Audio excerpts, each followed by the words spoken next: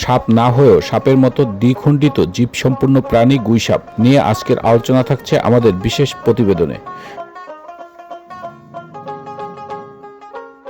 প্রতিবেদনটি দেখছেন মৃত্তিকা জীবন ও প্রকৃতি ইউটিউব চ্যানেল থেকে। ইউটিউব ছাড়াও যারা ফেসবুক ইউজার তাদের জন্য রয়েছে মৃত্তিকা জীবন ও প্রকৃতি ফেসবুক পেজ। আশা করি আপনারা আমাদের ইউটিউব চ্যানেলটি সাবস্ক্রাইব করবেন এবং ফেসবুক পেজটি ফলো করে পাশে থাকবেন।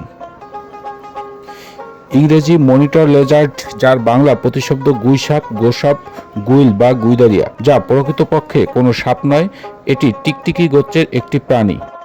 এরা দেখতে অনেক বড়সড় টিকটিকির মতো, তবে এদের জিহ্বা দ্বিখণ্ডিত থাকে। এই ভ্যারানিডি গোত্রের সরীসৃপ প্রাণীটি গুই বা গোসাপ নামে পরিচিত। গো নামটি এসেছে গদিকা থেকে। এরা এশিয়া, ওশেনিয়া থেকে শুরু করে আফ্রিকা পর্যন্ত বিস্তৃত অঞ্চলে স্থানীয় প্রাণী।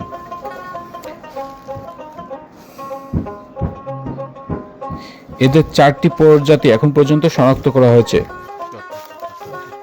একটি পূর্ণবয়স্ক গুইসাপ দেখতে গাঢ় বাদামি থেকে কালচে বর্ণের হয়ে থাকে, তবে পানির রং এবং পরিবেশের কারণে গায়ের রং আরও ভিন্নতা লক্ষ্য করা যায়। গোসাপের সমস্ত শরীরের চামড়ার উপরে ত্বকে হালকা হলুদ রঙের গোলাকার রিং বিদ্যমান। পা ও নখ লম্বাটে।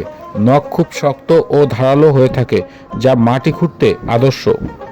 লেজ চ্যাপ্টা ও শিরযুক্ত। বিপদের সময় শত্রুকে লেজ দিয়ে আঘাত করতে পারে এই লেজ। এরা দ্রুত গাছে উঠতে পারে এবং সাঁতরে ছোট নদী থেকে শুরু করে খাল, বিল, পুকুর সহজেই পাড়ি দিতে পারে। এখন পর্যন্ত পাওয়া বৃহত্তর গুইসাপ হচ্ছে ইন্দোনেশিয়ার কমোডোর ড্রাগন, যা সম্প্রতি প্রমাণিত হয়েছে কামড়ের ড্রাগনে বিষ আছে, তবে আমাদের দেশে প্রাপ্ত গুইসাপ সম্পূর্ণ বিষহীন।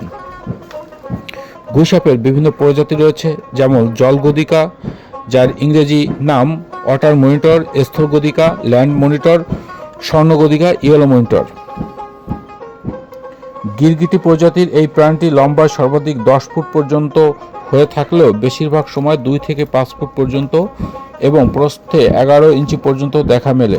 সাধারণত জল ও স্থলে এরা বেশিরভাগ সময় বাস করে, তবে কখনো কখনো বড় গাছের কোটরেও এরা বসবাস করে।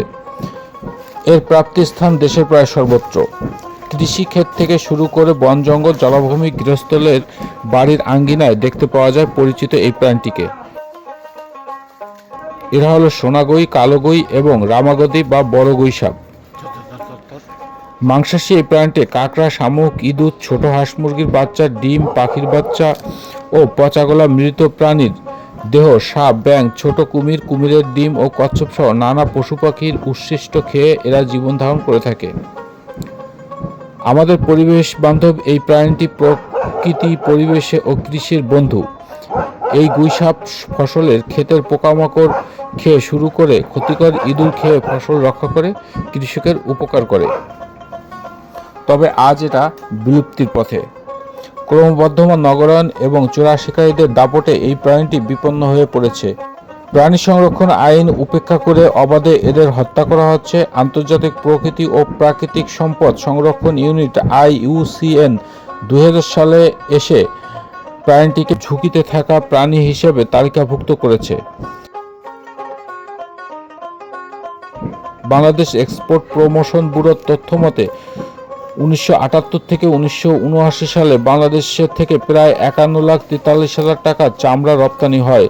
গুইসাপের চামড়া রপ্তানির কারণে পরিবেশের উপর ক্ষতিকর প্রভাব বিবেচনায় 1990 সালে সরকারের পক্ষ থেকে এদের হত্যায় নিষেধাজ্ঞা জারি করা হয়। প্রিয় দর্শক, মৃত্তিকা জীবন ও প্রকৃতি নির্মিত এই ডকুমেন্টারিটি আপনাদের কেমন লেগেছে কমেন্টে জানাতে ভুলবেন না। সামনে অন্য কোনো পর্বে অন্য কোনো দিন আবারও আপনাদের সাথে আমাদের দেখা হবে। সে পর্যন্ত সুস্থ থাকবেন, ভালো থাকবেন। সবাইকে ধন্যবাদ।